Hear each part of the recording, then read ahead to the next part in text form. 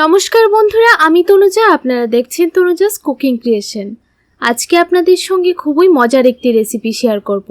পুরো রেসিপিটি লাস্ট পর্যন্ত দেখুন, আশা করছি আপনাদের ভালো লাগবে। এক বাটি চিনি এবং অল্প কিছু বাদাম দিয়ে এই রেসিপিটি তৈরি করব। খেতে খুবই ভালো লাগে। লাস্ট পর্যন্ত ভিডিওটি দেখুন, আর রেসিপিটি কেমন লাগলো আমাকে কমেন্ট করে জানাতে ভুলবেন না।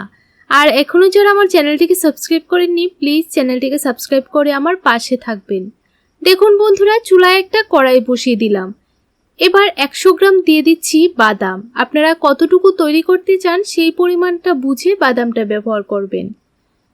বাদামটাকে হালকা আঁচে নাড়াচাড়া করে ভেজে নিতে হবে। গ্যাসের ফ্লেমটাকে লোতে রেখে ভালো করে ভেজে নিতে হবে। দেখুন 5 থেকে 6 মিনিট সময় নিয়ে বাদামগুলিকে ভেজে নিয়েছি। যখনই এরকম কালার চলে আসবে তখনই নামিয়ে নিতে হবে। আর আপনারা যদি গ্যাসের ফ্লেমটাকে হাইতে রেখে বাদামগুলি ভাজেন তাহলে কিন্তু উপরটা একদম পুড়ে যাবে। আমি এখন আপনাদেরকে 10 থেকে 15 মিনিট পর দেখাচ্ছি। বাদামগুলি কিন্তু পুরোপুরি ঠান্ডা হয়ে গেছে। এবার হাত দিয়ে ঠিক এইরকমভাবে বাদামের ছিলকাগুলি তুলে নিতে হবে। দেখুন সবগুলি বাদাম থেকে ছিলকা তুলে নিয়েছি। এবার এই ছিলকাগুলিকে ছেড়ে ফেলে দিতে হবে। দেখুন বন্ধুরা, ভালো করে পরিষ্কার করে নিয়েছি। আপনারা যদি বাজারের কিনা বাদাম দিয়ে এই রেসিপিটা তৈরি করেন তাহলে কিন্তু এখান থেকে রেসিপিটা তৈরি করতে হবে। এখন সবগুলি বাদাম একটা মিক্সি জারের মধ্যে দিয়ে দিলাম। তারপর এইরকমভাবে গুঁড়ো করে নিলাম। দেখুন খুব বেশি গুঁড়ো করার প্রয়োজন নেই। এবার চুলার মধ্যে একটা ফ্রাইং প্যান বসিয়ে দিলাম। 1 বাটি দিয়ে দিলাম চিনি। এখন চিনির অর্ধেক দিয়ে দিতে হবে জল। আপনারা যতটুকু চিনি দেবেন ঠিক তার অর্ধেক পরিমাণ জল দিতে হবে। এবার কিছুক্ষণ সময় অপেক্ষা করতে হবে চিনিটা যেন ভালোভাবে মেল্ট হয়ে যায়। আর চিনিটাকে একতার বিশিষ্ট করতে হবে। খুব বেশি যেন চিটচিটে না হয় সেদিকে লক্ষ্য রাখতে হবে। দেখুন ভালোভাবে চিনিটা মেল্ট হয়ে গেছে। এবার বাদামের গুঁড়োগুলি দিয়ে দিলাম। এখানে আমি 3 থেকে 4 চামচের মতো দুধ দিয়ে দিলাম। আপনারা চাইলে গুঁড়ো দুধ ছাড়াও এই মিষ্টির রেসিপিটা তৈরি করতে পারেন, তবে গুঁড়ো দুধটা দিলে খেতে খুবই ভালো লাগে। এবার ফ্লেমটাকে লোতে রেখে ভালোভাবে মিশিয়ে নিতে হবে। ফ্লেমটাকে কিন্তু অবশ্যই লোতে রাখতে হবে। দেখুন হালকা আছে নাড়াচাড়া করে ভালো করে মিশিয়ে নিলাম। এবার 3 থেকে 4 মিনিটের মতো ভালো করে কুক করে নিতে হবে।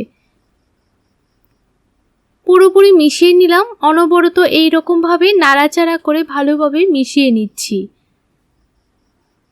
আরও 1 থেকে 2 মিনিট সময় নিয়ে মিশিয়ে নিতে হবে। দেখুন বাদামের ডোটা কিন্তু পুরোপুরি একদম ঘন হয়ে গেছে। এবার একটা প্লেটের মধ্যে নামিয়ে নেব।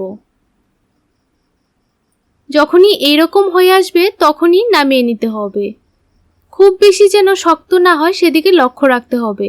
আমি একটা প্লেটের মধ্যে আগে থেকেই তেল অল্প একটু ব্রাশ করে নিয়েছি।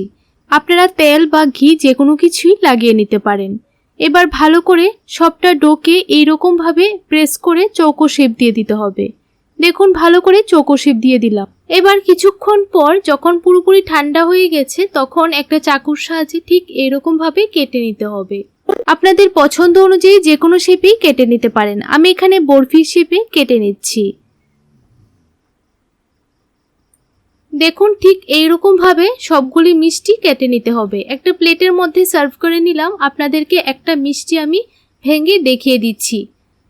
এই বাদামের সন্দেশগুলি খেতে এতটাই ভালো লাগে, আপনারা যদি বাড়িতে তৈরি না করেন তাহলে বুঝতে পারবেন না। মাত্র 2 থেকে 3টি উপকরণ দিয়েই এই রেসিপিটি তৈরি করে নেওয়া যায়।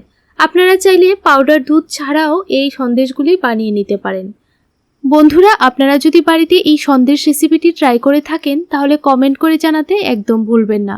তাহলে আজকের জন্য এতটুকুই। দেখা হচ্ছে নতুন আরেকটি রেসিপি নিয়ে। আপনারা সবাই ভালো থাকবেন, সুস্থ থাকবেন।